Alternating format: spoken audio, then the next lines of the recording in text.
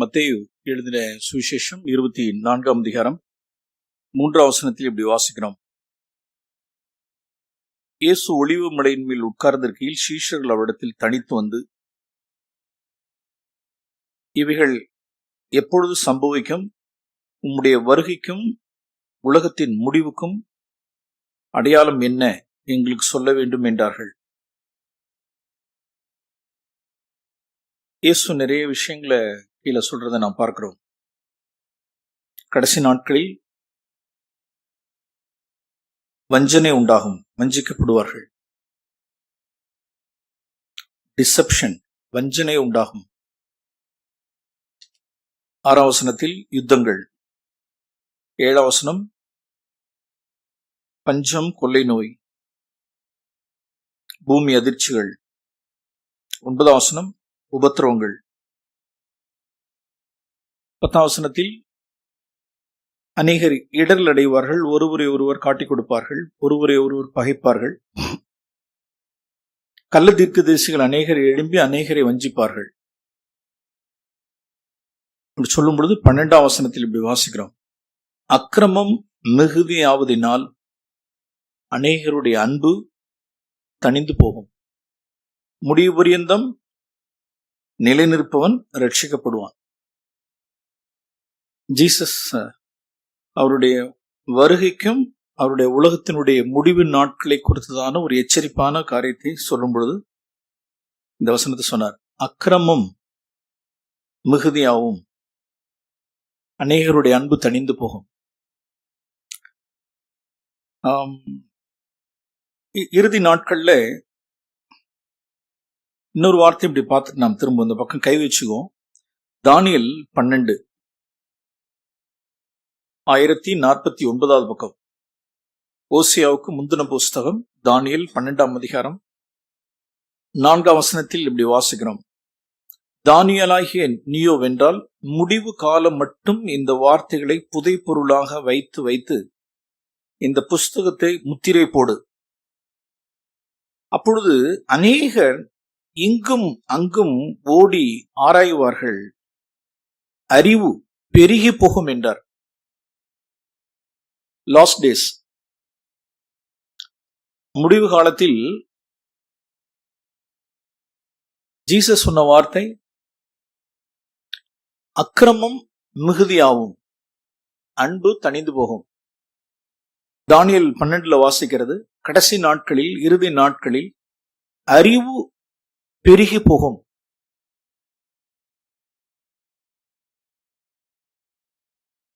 இன்னைக்கு artificial intelligence அப்படின்னு ஒண்ணு இருக்கு.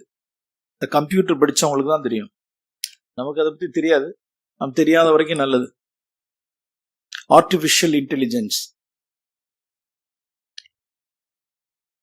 அது கண்டுபிடிச்சவனே இப்ப தடுமாறுறான்.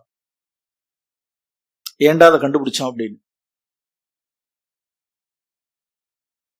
ரீசெண்டா என்னுடைய பையன்ல ஒரு ஒரு பையன் ஆர்டிபிஷியல் இன்டெலிஜென்ஸ்னா என்னன்னு கேட்டேன். நம்ம நினைச்சு பார்க்க முடியாத அளவுக்கு உண்டான அறிவு பெருக்கம் அது.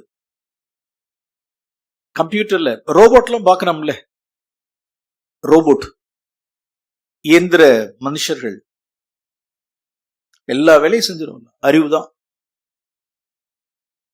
ஏதோ கம்ப்யூட்டர்ல நான் ஒரு காரியத்தை கேட்டேன்,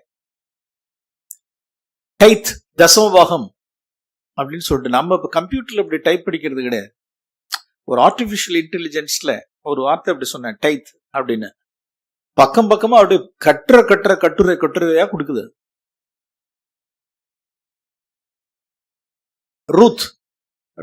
ரூத்தை பத்தி ஏதாவது சொல்லு அப்படின்னா ரூத்தினுடைய ஹிஸ்டரியை எடுத்து போட்டுருச்சு. எல்லாம் ஃபீட் பண்ணி வச்சிருக்காங்க பாரு. வேதம் சொல்லுது பாருங்க, கடைசி நாட்களில் எது பெருகி போகும்? அறிவு பெருகி போகும். அதனுடைய விளைவு என்ன அப்படின்னா விசுவாசம் குறைஞ்சு போகும். எல்லாம் அறிவு இல்ல, எல்லாமே அறிவு தானே. எல்லாம் அறிவார்ந்த அறிவு பூர்வமா சிந்திக்கிறதுனால அக்கிரமம் மிகுதியாவதினால் தேவன் பேர்ல உள்ள அன்பும் தணிஞ்சு போகும், மனுஷன் மேல உள்ள அன்பு தணிஞ்சு போகும்.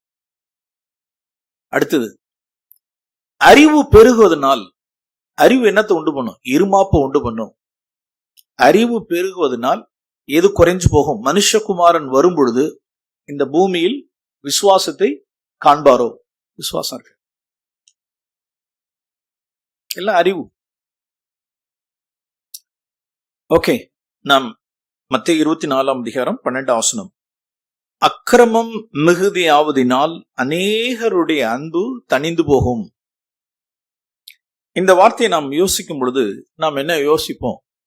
இதை ஜென்ரலா வாசிக்கும் பொழுது அக்கிரமம் மிகுதியாவதினால், ஆமாங்க, இன்னைக்கு உலகத்துல நிறைய அக்கிரமம் தாண்டவம் ஆடுது. உலகத்தில் இன்னைக்கு அக்கிரமம் தாண்டவம் ஆடுகிறது. எல்லா அக்கிரமம், எல்லா அநியாயம். இப்படிதான் நான் பொதுவா யோசிக்க தோணும்.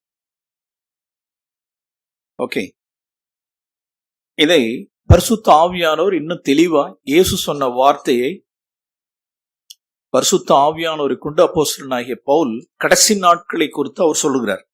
இது ஜீசஸ் சொன்ன வார்த்தை.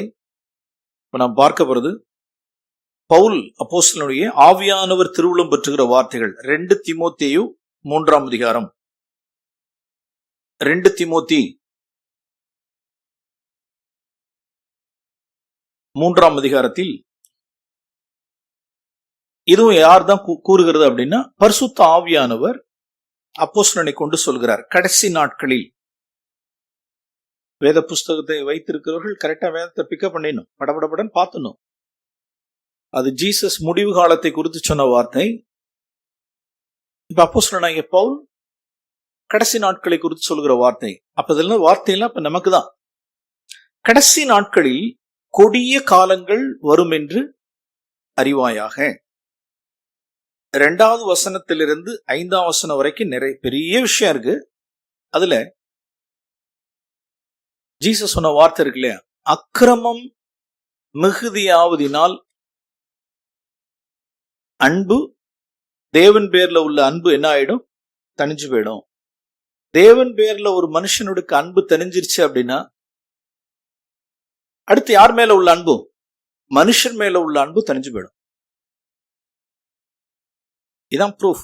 மனுஷன் மேல உள்ள அன்பு எனக்கு தனிஞ்சு போச்சு அப்படின்னா தேவன் பேர்ல எனக்கு அன்பு இல்லைன்னு அர்த்தம். பாத்திரத்தில் எண்ணெய் இல்லை. இன்னைக்கு நாம் முக்கியமாய் நாம் தியானிக்கிறது, புத்தி உள்ள கன்னிகள் 5 பேர், புத்தி இல்லாத கன்னிகள் 5 பேருங்கிற சத்தியத்தை இந்த நாளில் நாம் தியானிக்கிறோம். அதுக்கு முன்னதாக இவைகளெல்லாம் நாம் பார்ப்போம். நான் ஏற்கனவே சொன்னேன், அக்கிரமம் மிகுதியாவதுனால் இந்த ஊர் உலகத்துல எல்லாம் நீங்க அக்கிரமம் மிகுதியாவது, பாவம் ஜனங்களுடைய இருதயம் பார் அப்படின்னு மனுஷன் யாரை தான் காமிக்கிறான்னா உலகத்தை காமிக்கிறான். பவுல் அப்போஸ்தலன் நம்ம சொல்றாரு பாருங்க, சபைக்கு வெளியில உள்ளவர்கள் இல்ல, சர்ச்சில் உள்ளவர்களை சொல்றார்.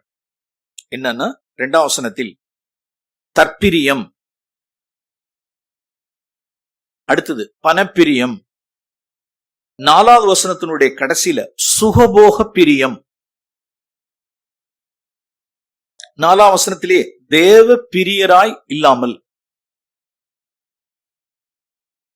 தற்பிரியர்களாய் இருப்பார்கள், பணப்பிரியர்களாய் இருப்பார்கள், சுகப்பிரியர்களாய் இருப்பார்கள், சிற்றின்ப பிரியர்களாய் இருப்பார்கள். சுகப்பிரியர்கள், சுகபோக பிரியர்கள் அல்லது சிற்றின்ப பிரியர்கள். அவர்களுக்கு என்ன பிரியம் இருக்காது அப்படின்னா தேவ பிரியர்களா இருக்க மாட்டாங்க. தேவனுடைய அன்பு, தேவனுடைய சமூகம், தேவனுடைய வார்த்தை, தேவனுடைய வார்த்தைக்கு கீழ்ப்படிவது, தேவனுடைய சபையை நேசிக்கிறது, தேவ ஜனங்களை நேசிக்கிறது, நீதியின் மேல் தாகம், சத்தியத்தின் மேல் தாகம், பசி, பரிசுத்தத்தின் மேல், நீதியின் மேல், தேவன் மேல், தேவனுடைய ராஜ்யத்தின் மேல், தேவ பிள்ளைகள் மேல், அதெல்லாம் பிரியம் கிடையாது. அதுல பிரியம் இல்ல. எதுல பிரியம் அப்படின்னா சுகம், சிற்றின்ப பிரியம். சிலருக்கு பணப்பிரியம், சிலருக்கு ஹானர், தற்பிரியம், தங்களையே நேசிக்கிறவர்கள், தங்களை ஆராதிக்கிறவர்கள், தங்களுடைய பெயரை, தங்களுடைய புகழை, தங்களுடைய பெயர் பிரஸ்தாபத்தை தங்களையே ஆராதிக்கிறவர்கள். பெயர் பிரஸ்தாபத்தை. தற்பிரியர்கள், பணப்பிரியர்கள், சுகப்பிரியர்கள். இப்ப எது அதிகரிக்கும் பொழுது அக்கிரமம் அப்படின்னா ஊர் உலகத்தில் உள்ள அக்கிரமத்தெல்லாம் விட்டுருங்க. என்னிடத்திலும் உங்களிடத்திலும் தற்பிரியம் அதிகரிக்கும் பொழுது, மிகுதியாகும் பொழுது, தற்பிரியம் மிகுதியாகும் பொழுது தேவன் பேர்ல உள்ள அன்பு என்ன ஆகும்? தணிந்து போகும். இந்த வசனத்தை இனிமே இப்படி படிக்கணும். அக்கிரமம் எது? பணப்பிரியம், பண ஆசை. பணப்பிரியம் மிகுதியாகும் பொழுது தேவ அன்பு தணிந்து போகும். சுகப்பிரியம், சுகபோகம், நல்ல கம்ஃபர்டபுளா இருக்கணும், லக்ஸரியா இருக்கணும், சுகமா இருக்கணும், பாடுபடக்கூடாது, கஷ்டப்படக்கூடாது, சுகபோகமா இருக்கணும், சிற்றின்பங்களை அனுபவிக்கணும். இது மிகுதியாகும் பொழுது தேவனுடைய அன்பு தணிந்து போகும். இப்ப வேத என்ன சொல்லுது அப்படின்னா, முடிவு பரியந்தம் நிலை நிற்பவனே என்ன செய்யப்படுவான்? ரட்சிக்கப்படுவான். கீழே வாசிக்கிறோம். இவர்களுக்கு ஒரு பக்தியின் இருக்குமா? இவர்களுக்கு ஒரு பக்தி இருக்குமான்னு கேட்டா, எஸ், இவர்களுக்கு ஒரு பக்தியின் வேஷம் ஒண்ணு உண்டு. Sunday attendance. Sunday attendance. Okay. அப்பம் பிட்குதல் அட்டெண்டன்ஸ். அதெல்லாம் வழக்கமான செயல். அதெல்லாம் வழக்கமான செயல். அப்பம் பிட்குதல், சபை கூடுகை, அன்றாட காரியங்கள் எல்லாம். இதுதான் பவுல் என்ன சொல்றாரு அப்படின்னா, தேவ பக்தியின் வேஷம். தேவ பக்தியின் வேஷம். இப்படிப்பட்டவர்களை குறித்து நீ விட்டு விலகு, ஜாக்கிரதையாயிரு. இவர்கள் பெலனை மறுதலிக்கிறவர்கள். அல்லது இன்னும் வேற மாதிரி சொன்னோம்னா, இவருடைய பாத்திரத்தில் அந்தரங்கத்தில் எண்ணெய் இல்லை, தேவ பிரியர்களாக இல்லை, தேவனை நேசிக்கிறவர்களாக இல்லை.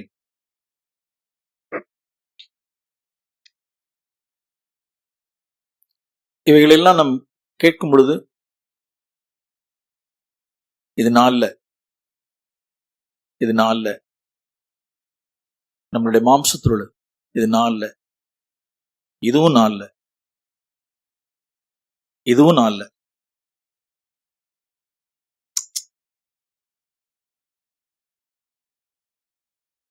தங்களை நிதானிக்கிறவர்கள் யார்? எத்தனை பேர்? பிரியமானவர்களே, ஆவிக்குரியவர்கள் நம்மளுடைய பணப்பிரியத்தை கடைசியா கண்டுபிடிச்சதே எப்ப? தற்பிரியத்தை கடைசியா கண்டு நியாயந்திருத்தது எப்போது? கடைசியா தற்பிரியம்,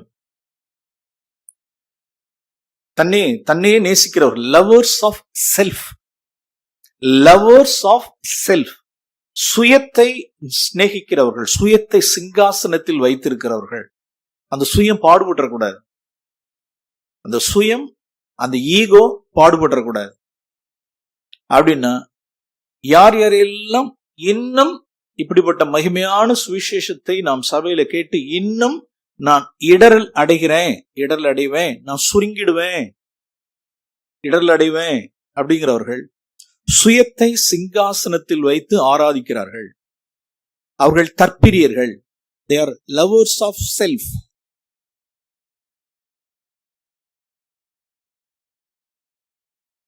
ஆண்டவரே, அஃபண்ட் ஆகக்கூடாது. ஓகே. இத பவுல் சொல்லிட்டு என்ன சொல்றாரு அப்படின்னா, பின்னால ஒரு மனுஷனை பேர் சொல்லி காண்பிக்கிறார் பாருங்க. 10ஆம் வசனத்தில் 4:10 2 தீமோத்தேயின் புஸ்தகம் 4ஆம் அதிகாரம் 10ஆம் வசனம். தேமா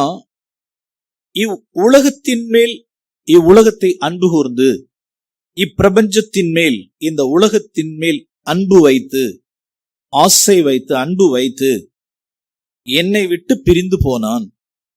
தெஸ்னோக்கிய பட்டணத்துக்கு போய்விட்டான். ஒருவன் உலகத்தில் அன்பு கூர்ந்தால் தேமா உலகத்தின் மேல் அன்பு கூர்ந்தான். சரி, எங்க போனா அப்படின்னா தெஸ்னோக்கிய பட்டணத்துக்கு போனான். எதற்கு போனான்? ஊழியம் செய்ய போனான். ஊழியம் செய்ய போனான். உலகத்துக்குள்ளார உலகத்துக்குள்ளார, அதாவது வெளியில பார்த்தா ஒன்னும் தெரியாது. வெளியில பார்த்தா ஊழியம், மினிஸ்ட்ரி தெஸ்னோக்கியாவுக்கு போய் மினிஸ்ட்ரி. அது என்ன பிரியம் அப்படின்னா, ஒன்னு பணப்பிரியம். இந்த பவுல் அப்போஸ்தலனோடு கூட இருந்து ஊழியம் செய்யறதுல ஒரு லாபமும் கிடையாது. இந்த பவுல் அப்போஸ்தலனோடு கூட ஊழியம் செய்யறதுனால துன்பங்கள் தான் வருது. சுகபோகமா இருக்க முடியல, காசு பணம் சம்பாதிக்க முடியல, நம்மளுடைய பெயர் பிரஸ்தாபம் அடைய முடியல. ஆகையினால் பேசாம தெஸ்னோக்கியாவுக்கு போய் நம்ம இண்டிபெண்டா ஒரு மினிஸ்ட்ரி செய்வோம்னு சொல்லிட்டு உலகத்துக்குள் போய்விட்டான். இப்பிரபஞ்சத்தின் மேல் ஆசை வைத்து போயிட்டான். சரி, இப்ப தெஸ்னோக்கியா பட்டணத்துல ஒரு சர்ச் வச்சு நடத்துறான். தேமா ஒரு சர்ச் வச்சு நடத்துறார். ஜனங்கள்லாம் வருவாங்களா? எஸ், ஜனங்கள்லாம் வருவாங்க. யாரை குறித்து பேசுவான் அப்படின்னா ஜீசஸை குறித்து மினிஸ்ட்ரி செய்வான். பவுல் அப்போஸ்தலனோட கூட இருந்த அப்படினால், நிறைய சத்தியத்தெல்லாம் தெரிஞ்ச அப்படினால் மினிஸ்ட்ரி நடக்குமா? மினிஸ்ட்ரி நடக்கும். சர்ச் நடக்குமா? சர்ச் நடக்கும். என்ன பிரியம்? என்ன பிரியம்? தற்பிரியம், பணப்பிரியம். நல்ல சுகபோகமா இருக்கிற ஒரு வாழ்க்கை. எது? முதல் நூற்றாண்டிலேயே தேவ பக்தியினுடைய வேஷம். தேவ பக்தியினுடைய வேஷம். வெளியில என்ன இருக்கு அப்படின்னா தீவெட்டி எரிகிறது. தேமாவுடைய தீவெட்டி எரிகிறது.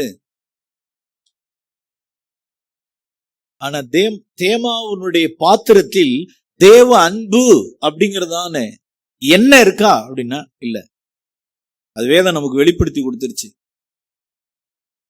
தேமாவுடைய பாத்திரத்தில் என்ன இல்லை. தேமாவுட்ட இருந்தது என்ன அப்படின்னா தேவ பக்தியினுடைய வேஷம். தீவிட்டு எரியுதா? தீவிட்டு எரியுது. மினிஸ்ட்ரி செய்ய முடியுமா? மினிஸ்ட்ரி செய்ய முடியும். ஓகே, இன்னொரு இடத்துல வாசிக்கிறோம். வெளிப்படுத்தின விசேஷம் 2ஆம் அதிகாரம், எபேசு சபையினுடைய தூதன், 2ஆம் அதிகாரம் 2ஆம் வசனம். எபேசு சபையினுடைய அந்த தூதனுக்கு நீ எழுத வேண்டியது, உன் கிரியைகளை நான் அறிந்திருக்கிறேன், உன்னுடைய பிரயாசத்தை அறிந்திருக்கிறேன், உன் பொறுமையை அறிந்திருக்கிறேன், பொல்லாதவர்களை சகிக்க கூடாமல் இருக்கிறதை அறிந்திருக்கிறேன். ஓகே, 3, நீ சகித்து கொண்டிருக்கிறதை, நீ பொறுமையாய் இருக்கிறதை, என் நாமத்தின் நிமித்தம் இலைப்படையாமல் பிரயாசப்பட்டதை எல்லாம் நான் அறிஞ்சிருக்கிறேன். அப்பா, அப்படின்னு என்ன அர்த்தம்? தீவெட்டி எரிகிறது. எபேசு சபையினுடைய தூதனுடைய தீவெட்டி எரிகிறது, பிரகாசமா எரியுது. பாத்திரத்துல என்ன இல்ல பாருங்க. 4ஆம் வசனத்தில், ஆனாலும் நீ ஆதியில் கொண்டிருந்த அன்பை, அந்த முதல் அன்பை, ஃபர்ஸ்ட் லவ், என் மேல கொண்டிருந்த அன்பை நீ விட்டுட்ட என்று உன் பேரில் எனக்கு குறை உண்டு. நீ என்ன நிலைமையிலிருந்து விழுந்தா என்பதை நினைத்து மனம் திரும்பு. You lost your first love. உன்னுடைய முதல் அன்பை நீ இழந்துட்ட. உனக்கு மினிஸ்ட்ரி என்ன ஆயிடுச்சுன்னா அந்த இடத்தை ஃபில் பண்ணிடுச்சு. எனக்கென்று நீ ஓடி பிரயாசப்படுறது அத்தனை அந்த இடத்தை ஃபில் பண்ணிடுச்சு. வெளியில தீவெட்டி எரிகிறது, பாத்திரத்துல என்ன இல்ல. You lost your first love. உன்னுடைய ஆதி அன்பை நீ இழந்துட்ட. ஜாக்கிரதை, நீ விழுந்துட்ட, மனம் திரும்பிக்க. இது யாருடைய காரியம்? அங்க தேமாவுனுடைய காரியம். இது எபேசு சபையினுடைய தூதனுடைய காரியம். பிரியமானவர்களே, இதெல்லாம் வேதத்துல இப்படி எல்லாம் இருக்கிறத பார்த்துட்டு யாருக்கும் நினைச்சிடக்கூடாது. நாம் என்னத்தை செஞ்சிட முடியும் அப்படின்னா, வெளியில தீவெட்டி எரிகிறதை வைத்து நான் எல்லாம் பர்ஃபெக்டா இருக்கேன்னு நினைச்சிடக்கூடாது. நம்மளுடைய பாத்திரத்தில் என்ன இருக்கா? தேவன் பேர்ல உள்ளதான அன்பு நம்மிடத்துல இருக்கா? Do we love God supremely? முதன்மையான இடத்துக்கு மேன்மையாய் நாம் தேவனை நாம் நேசிக்கிறோமா? முதலிடம் கொடுக்கிறோமா? ஓகே, நாம் மத்தேயு எழுதின சுவிசேஷத்திற்கே நாம் திருப்போம். மத்தேயு எழுதின சுவிசேஷம் 25ஆம் அதிகாரம். ஆண்டவர் சொல்லும் பொழுது, இதற்கென்று இந்த அன்பு தணிந்து போகிறதான இந்த காரியத்தை குறித்து சொல்லும் பொழுது ஒரு ஓமையை சொன்னார். 25ஆம் அதிகாரம். பரலோக ராஜ்யம் விளக்குகளை பிடித்துக் கொண்டு மணவாளனுக்கு எதிர்கொண்டு போக புறப்பட்ட 10 கன்னிகைகளுக்கு ஒப்பாயிருக்கும். 5 பேர் புத்தி உள்ளவர்கள், 5 பேர் புத்தி இல்லாதவர்கள். புத்தி இல்லாதவர்கள் தங்கள் விளக்குகளை தீவட்டி விளக்குகளை எடுத்துக்கொண்டு போனார்கள், எண்ணெயை கூட கொண்டு போகவில்லை. புத்தி உள்ளவர்கள் தங்கள் விளக்குகளோடு கூட தங்கள் பாத்திரங்களில் எண்ணெயை கொண்டு போனார்கள். lamp with oil, lamp without oil. தீவட்டியோடு கூட எண்ணெய், தீவட்டி அவ்வளவுதான், எண்ணெய் இல்லாத தீவட்டி. இதான் புத்தி உள்ளவர்கள், புத்தி இல்லாதவர்கள். 10 பேருக்கும் எது பொதுவா இருக்கு சொல்லுங்க பாப்போம். 10 பேருக்கு எது பொது? இவர்கள் என்ன கிடையாது அப்படின்னா 10 பேருமே கன்னிகைகள். 10 பேருமே கன்னிகை. யாரு கன்னிகைன்னா யார் அப்படின்னா, கன்னிகை யார்? 2 கொரிந்தியர் 11 இருக்கு. அப்போஸ்தலனாகிய பவுல் சொல்லுகிறார், யார் கன்னிகை என்றால் ஞானஸ்தானம் எடுத்தவங்க ரொம்ப முக்கியம். ஞானஸ்தானத்துக்கு நீங்க ஒப்பு கொடுத்துட்டீங்கன்னா நீங்க இந்த உலகத்துக்கு முழுக்கு போட்டு உங்களுடைய பழைய, என்னுடைய, நம்முடைய பழைய மனுஷனுடைய வாழ்க்கைக்கு முழுக்கு போட்டு, உலகத்துக்கு முழுக்கு போட்டு, நான் இனி உலகத்தான் அல்ல என்று முழுக்கு போட்டு மறுபிறப்பு அடைந்து ஞானஸ்தானம் எடுத்து ரட்சிக்கப்பட்டு சபையில மணவாட்டியா இருக்கிறவர்கள் அத்தனை பேருமே கற்புள்ள கன்னிகைகள். நமக்கு என்ன ஆயிடுச்சு அப்படின்னா, நம்மளுடைய மறுபிறப்பன்று, நம்மளுடைய ஞானஸ்தானத்தன்று நமக்கு நிச்சயதார்த்தம் நடந்துருச்சு. நமக்கு நிச்சயதார்த்தம் முடிஞ்சிருச்சு. நம்மளுடைய மணவாளன் எங்க இருக்கிறார்? தூர தேசத்தில் இருக்கிறார். இப்பொழுது அவர் என்ன செய்வார்? வரும்பொழுது நம்மை அழைத்து செல்ல வருவார். இப்ப ஒரு கேர்ள், இந்த திருக்காட்டுப்பள்ளியில ஒரு கேர்ள் வந்து அமெரிக்க தேசத்தில் உள்ளதான் ஒரு பையனுக்கு வந்து நிச்சயம் பண்ணப்பட்டுருச்சுன்னு வச்சுங்க. லட்சமா வாங்குறதான ஒரு பையன் தூர தேசத்தில் இருக்கிறான். நிச்சயம் முடிஞ்சிருச்சு, நிச்சயதார்த்தம் ஓவர். இப்ப என்ன, இவன் எது ரெடி பண்ணி வச்சிருப்பா அப்படின்னா, இவ பாஸ்போர்ட் எல்லாம் எடுத்து கையில வச்சிருந்திருப்பா. நிச்சயதார்த்தம் முடிஞ்சிருச்சு. உடனே இப்ப அடுத்தது அவர் விசாவோட வருவார். அவர் விசாவோட வந்து இந்த பொண்ணை மறுபடியும் யூஎஸ்க்கு அழைச்சிட்டு போறது போல மணவாளனாகிய கிறிஸ்து என்ன செய்வார் அப்படின்னா, மணவாட்டியை கொண்டு செல்வதற்காக, நாம் ஏற்கனவே நோ அப்ஜெக்ஷன்லாம் முடிஞ்சிருச்சா, கையில பாஸ்போர்ட்லாம் இருக்கா அப்படின்னா, எஸ், யார் யாரெல்லாம் மறுபிறப்பு அடைந்து ரட்சிக்கப்பட்டு ஞானஸ்தானம் எடுத்து நிச்சயதார்த்தம் ஆயிடுச்சுன்னு நம்ம கையில ரெடியா இருக்கும், பாஸ்போர்ட் இருக்குன்னு அர்த்தம். இப்ப யார் வரணும் அப்படின்னா, மணவாளன் வரணும். மணவாளன் வரணும், அவர் விசாவோட வருவார். இப்ப நாம் பறந்து போகணும், அவ்வளவுதான். அதான் ரிமைனிங். அதுக்கு தேவன் நம்மளை என்ன செய்யறார் அப்படின்னா, ஆயத்தப்படுத்துகிறார். மணவாட்டியை நீ ஆயத்தம் பண்ணிக்கொள், கெட் ரெடி, பி ரெடி, ஆயத்தப்படுத்திக்க. சைட்ல எங்கே ட்ராக் எடுத்துறாத, சைட் ட்ராக் எடுத்துறாத, உனக்கு நிச்சயம் ஆயிடுச்சு. இப்ப ஒரு கேர்ள், திருக்காட்டுப்பள்ளியில் உள்ள கேர்ள் யூஎஸ்க்கு போகணும், நிச்சயம் ஆயிடுச்சு அப்படின்னா, இப்ப திருச்சியில ஒரு காலேஜுக்கு, அந்த காலேஜுக்கு அந்த பொண்ணை அழைச்சிட்டு போகணும் அப்படின்னா, எவ்வளவு சர்வ ஜாக்கிரதையாய் அந்த டேடி கொண்டு வந்த திருக்காட்டுப்பள்ளி பஸ்ல, அந்த பஸ்ல ஏத்தி விடுறது என்ன. இன்னும் சிலர் எல்லாம் இருக்காங்க, கொண்டு வந்து இன்னும் குறிப்பிட்ட நாட்கள் 2-3 மாசம் தான் இருக்கு அப்படின்னு சொன்னா அழைச்சிட்டு போறவங்களாம் உண்டு. அழைச்சிட்டு போய் விட்டுட்டு அழைச்சிட்டு வர்றவங்களாம் உண்டு. எக்ஸாம் ஹாலுக்கு வெளியில நின்று அழைச்சிட்டு போயிட்டு அழைச்சிட்டு வர்றவங்களாம் உண்டு.